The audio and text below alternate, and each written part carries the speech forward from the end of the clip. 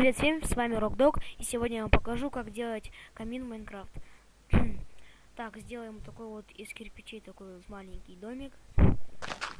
Нам понадобится липкий поршень сюда, адский камень сюда, редстоун. Так, редстоун поставили сюда и сюда. Теперь вот так редстоун ставим. Так, теперь нам нужен раздатчик. Раздатчик ставим сюда, и здесь рычаги. Тут вот это.